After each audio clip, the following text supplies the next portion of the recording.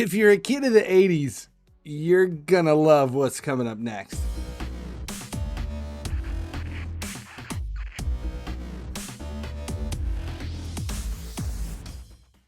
Hey guys, finally he sleeps here. There is a new collab running in Raid Shadow Legends, He-Man and the Masters of the Universe. I can only assume that this has a lot to do with the reboot that was supposed to take place in 2020. It was filming in 2019, and the casting was all set up, and then COVID hit. So all of us who are in, our 40s and remember this as being like a staple of our childhood, we're pretty excited to see the reboot coming. And then COVID hit and everything got backed up. And then, the director fell out and the casting fell apart and everything. And then it was just announced that Netflix picked it up, and then Netflix dropped it. And we have somebody else that has grabbed it. I think it's MGM bought the rights, and the filming is supposed to start this year, before the end of the year. They've already got a new cast, a new person playing He-Man. So I'm assuming that they're trying to drum up all of this excitement for He-Man coming into what we would assume would be some teasers coming in towards Christmas for this movie next year. That's the assumption here. Otherwise, He-Man collab in Raid Shadow Legends is equal parts awesome and cringe at the same time, and I am 100% down for it. So let's take a look at what He-Man is, what the actual chance of getting him, what you got to do to claim him, and whether or not he is decent, along with Skeletor, the other half to this, because if with He-Man you have to have Skeletor, there is no one without the other. So all right, here he is. Let's look at the kit first. A1, I've already looked at this, and it's weird. So both of them are a bit funky, not necessarily in a good way, but let's take a look. Okay, everything is based on attack and HP. His A1 is a single enemy hit, but it takes a second hit for enemies from the corrupted, which are the four. I think it's Knights Revenant, Undead Hordes. I can't remember. We'll figure it out. I know it's Knights Revenant and Undead Hordes. It's the other two that are right in there along with it. Can't remember. Also fills this champion's turn meter by 10%. Fills their turn meter by an additional 2% for each buff on this champion. So if you've got 10 buffs on him, it's a 30% fill. That's pretty impressive, but he needs to be buffed to gain the access to the turn meter fill, and that is on his A1. A2, again, single enemy attack. Before attacking, places a 50% increase attack on this champion, so he self-buffs. He ignores Stone Skin. That's huge. He ignores Stone Skin. So for arena, live arena, tag team, that kind of stuff, that's big. If this attack kills an enemy, fills the turn meters of all allies by 30%. So arena, right there. So if you're coming in, let's say Siege, you've got him going first. If he's fast enough, he ignores Stone Skin. He takes out somebody that's got problems. It depends on how powerful his attack is. Can he crush somebody who may be a little bit weak and they're in the Stone Skin because they need to keep him alive through the first round? All right, A3, AoE, first one. Damage inflicted by the skill increases by 10% for each buff placed on this champion before this skill is used. Stacks up to 500%. Resets after this skill is used. Now, this is the one that is weird that we have to dig into. So now you have to really read this. At first, I thought, okay, there's no way it's 500%. You can't have more than 10 buffs. At 10% apiece, it's 100%. So it's not going to stack up to more than 100%. But we've seen some of these cumulative champions in the past where, like Rathalos, it's a build. You have stuff, Thor is a build. This is another one. This is a slow build. Now, what this is saying is that in the damage inflicted by this skill increases by 10% for each buff placed on this champion before this skill is used. So you're stacking buffs. It's not about what's on him at that moment. It's how many buffs has he had. So let's say you're in a wave. You're going through towards the boss, and you turn this off in round 1. You turn it off in round 2. If he's got 10 in the first round, let's say he gets a total of 12 different buffs in round 2. That's 22 buffs before he comes into the boss fight that are there. Those 22 buffs from round 1 and round 2, if you held this, that's 220% of a stack in damage against the boss whenever he unlocks this. Now we're starting to understand, like, all this turn meter control. This could be a one hit for somebody like Fire Knight. We can't test him yet, but this is kind of where I'm seeing this going. It's this build stack towards the 3rd round. It isn't going to give you a whole lot of benefit in, like, let's say, Clan Boss or anything like that. And I can't imagine you using this in something like Arena unless you're just holding it for like a one hit, like it's waiting. Maybe in HYDRA, if you set this up as a low priority, it's going to increase as you keep buffing all of your champions. And let's say you have a lot of buff heavy champions in there, like support, that are constantly throwing buffs on those, and you get 20, 30 buffs before that cycles around to use this one. And it could just be one massive hit with an additional 500%. That's big. I really want to see the multipliers and the testing on this, but I don't know. That's the one. I said there's a weird one in here. Now and it resets. Once you use that, it resets. And then you start stacking buffs again. Okay. His passive increases champion's attack and HP by 5% for each buff placed on this champion, stacks up to 50%. So again, he is a buff-driven champ. I mean, I think you're going to put him in line with like Seer. But the difference is he's not burning the buffs. He's built by these buffs. He enjoys the buffs. He gets off on the buffs. He-Man likes the buffs. Champion is immune to petrification. Spoiler alert, Skeletor, he's a petrification champ. Places 25% strengthen on this buff on this champion for 2 turns at the start of each round. So he's self-buffing again. But again, he likes the buffs. Also places 25% strength and buff on this champion for 2 turns whenever an enemy's HP drops below 50% after this champion's attack.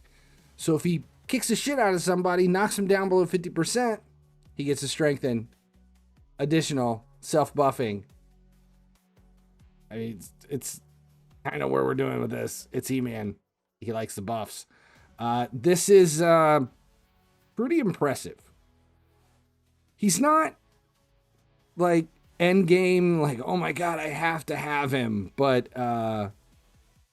he's pretty damn cool. The visual on this thing is awesome. So yeah, I kind of really want him. How much is he? That's the question. $40.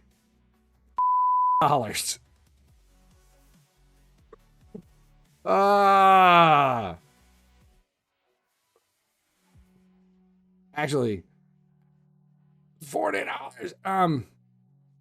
Yeah. God. How long is this thing gonna last? Let's so the past 8 weeks, it's 8 weeks. 8 weeks of trying to get you to spend that $40. He is only in the elite. He is only there on the $40 pass. I don't know. I kind of want to try him. I really want to try him. I want to see what you can do with that buff stacking 500% damage increase thing. And we're coming into Christmas. Come on. It's a gift. Maybe someone will be nice and say, hey, Travis needs He-Man. Let's see. What all do we get? Oh, we're still claiming stuff for today. As far as the pass goes, it's not anything super exciting other than you get the avatar. There's no souls here that go along with it. Nothing in here as far as souls or anything are concerned. There's a 5-star chicken. You got ignore defense, speed increase with the skill set. I'm assuming they're going to throw the instinct kit in, speed and ignore defense. I guess that would, help. But you're basically just paying $40 for a guaranteed champion.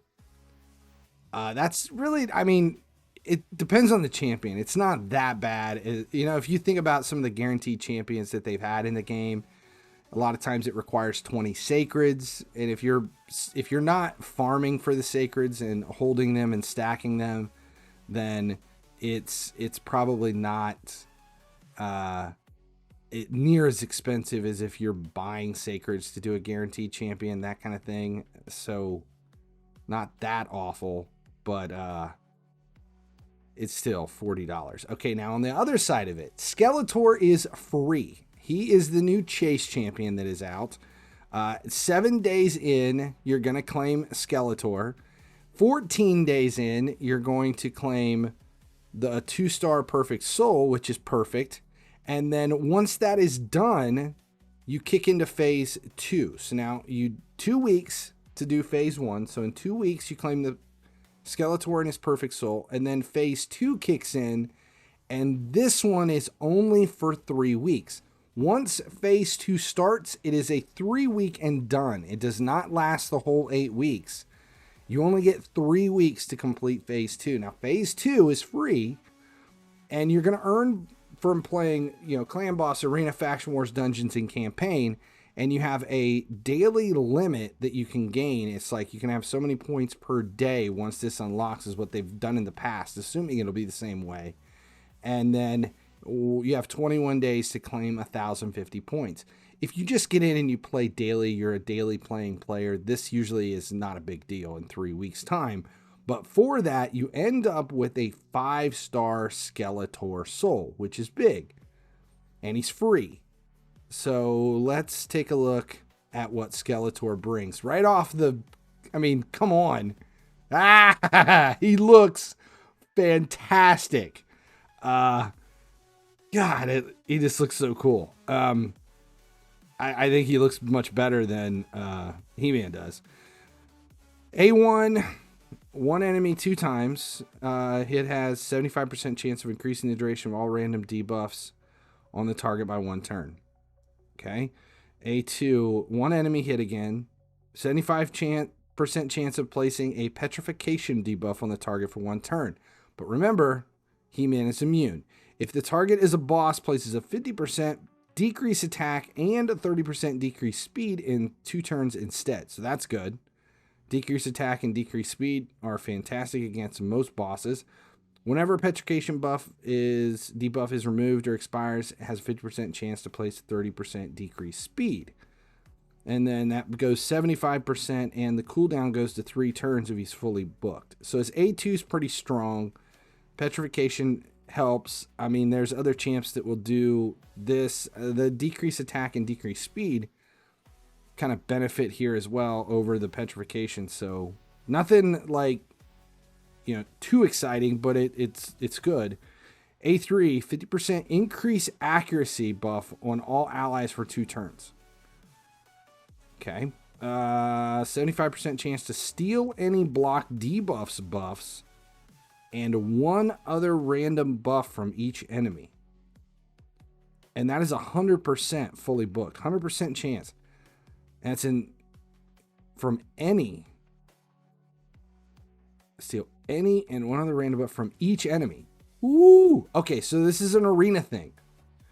So if you've got, let's say you've got him paired up with somebody like, let's just do the Rat King. Who's laying down lots of poisons, but he's only effective when when block debuffs is down.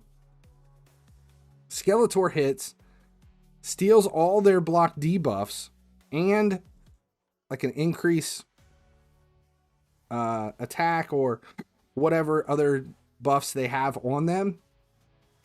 Then that allows you to lay down all of your poisons or bombs by the next champion. So this, God, removing block debuffs is big. Then decreases all enemies' turn meters by 15%. But if an enemy is from the Tolarian League, which is Sacred Order, Banner Lords, it's the first four. It's the top four that are in there. Sacred Order, Banner Lords, Barbarians, and Cavemen. I don't know. There's a fourth one. It's not Cavemen. That's not really. That would be a really cool faction though. Plarium, take note. We need Cavemen somewhere in the game. Cavemen. Yeah, whatever that top four. We'll take a look at them before it's all over. Then decreases those enemy turn meters by 30% instead. Again, another arena thing. So this is both of these, He-Man and Skeletor, are kind of stacked towards arena. I can see utility in other places as well. In fact, I really want to see what He-Man can do with that 500% attack bump in HYDRA. Okay, so his passive, whenever this champion attempts to place a debuff, steal a buff, decrease an enemy's turn meter, or increase the duration of a debuff on an enemy, increases this champion's accuracy by 20 for each buff on that enemy. So here he's increasing the duration of debuff, increases the duration of debuff. Here he's placing debuffs. Here he's decreasing enemies' turn meters. So basically, whenever he does anything, every time he takes a turn, why do they have to, like, wouldn't it just be easier to just say, every turn he does this? Increases this champion's accuracy by 20 for each buff on that enemy. And if you're doing that for an AoE, here on his A3, that is like a massive stack of accuracy. Let's say you're taking off, you're hitting the other team. They all have 3 buffs, including block buffs or block debuffs. He takes all of it. He steals the block debuffs, and that's, you know, let's say they each had 4 buffs, and there's 4 champion. That's 16, and it increases by 20. That is a 320 increase in accuracy. Increases champion's accuracy by 40. I wonder how long that accuracy increase stays. Does it stay for the entire round, or is it there just for that turn to be able to lay it? I would assume it's for the rest of the round. Whenever this champion is hit, has a 40% chance to place a 50% decrease resistance debuff on the attacker for 1 turn. Chance increases to 75% against champions from those top 4 leagues. So he's got decreased resistance and he stacks accuracy. So He-Man loves buffs. Skeletor loves accuracy and buffs on his opponent. See how this is working out? It is symmetry. Oh yeah. I am impressed. Skeletor is free. I want to see how we can work this into stuff, and I want to see how this accuracy thing kind of lays down, because he is laying down on his, let's see, it goes target's boss, 75% chance is 100% for petrification. He's already got 100%. I think this just basically means you're not going to have to worry too much about accuracy in his build for those petrifications, because you're going to keep stacking accuracy as the rounds go on. It's, I don't know. It's that $40 is the thing holding me back here. It's $40. I hate when they do that. Just give us a chance to claim them. Just, you know, is he going to be available in shards? No. They did this, the last time we saw something like this was with, who was it? It was Xena. Xena, the warrior princess.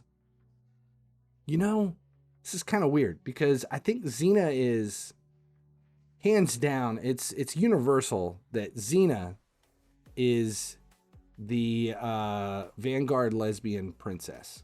I mean, she is big in that scene. She's... And He-Man is the same thing. There's a lot of pride in He-Man on the gay side of things. Doesn't bother me any. I'm all for it. It's... God, who's going to be next? This is a pretty cool collab. Make sure you subscribe here on YouTube so you never miss when any of these videos go live. Am I going to get He-Man?